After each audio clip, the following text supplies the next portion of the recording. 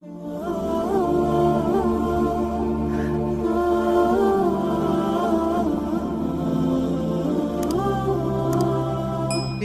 Aleyhisselatü Vesselam aydıptır. Aşkan nas raculan. Adamların en ki bedbahti iki adam diptir. İki tane erkek adam.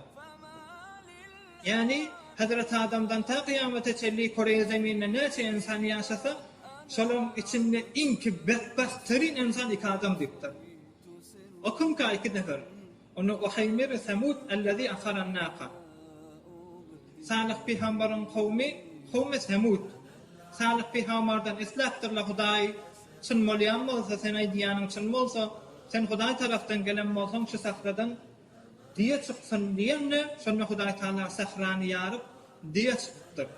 Sonra onu hormat etmeli. Hudaý Taala'nın iweren diýesi. Hudaý Taala alamet bolan diye ona belli bir gün özi hususy onu nämetmelmişlik suwarmaly, onu hormaty saklanmaly. Hem Hazreti Salih'e muhalif bolan adam Hazreti Salih'in dinini ve Hudaý Taala'a muhalif bolan adam gidip şu diyani helak etdi musulmanda, onu şehit etdi onu.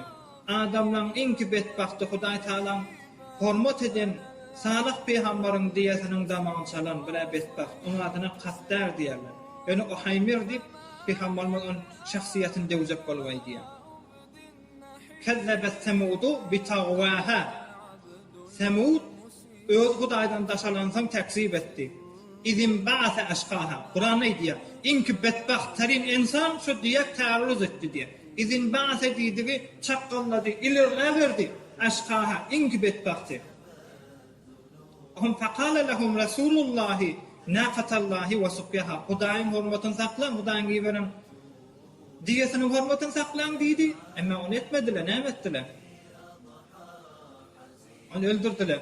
Öldürene tamam boldymy? Fedemdeme aleyhim rabbuhum bizenbihim fesawwaha ve la yakhafu uqbaha. Hudaý Taala agybatynyň gorkmady. Şudur şun hemmesini azaba sardy diýip. Bira inki bedbahtryň insan Salih Peygamber'in diýesini helak eden nekdir Peygambermi? Bir de vellezî yazribuka ya Ali rawahu Ahmed. Bir de ey Ali sen şehit etjek adam dikdir.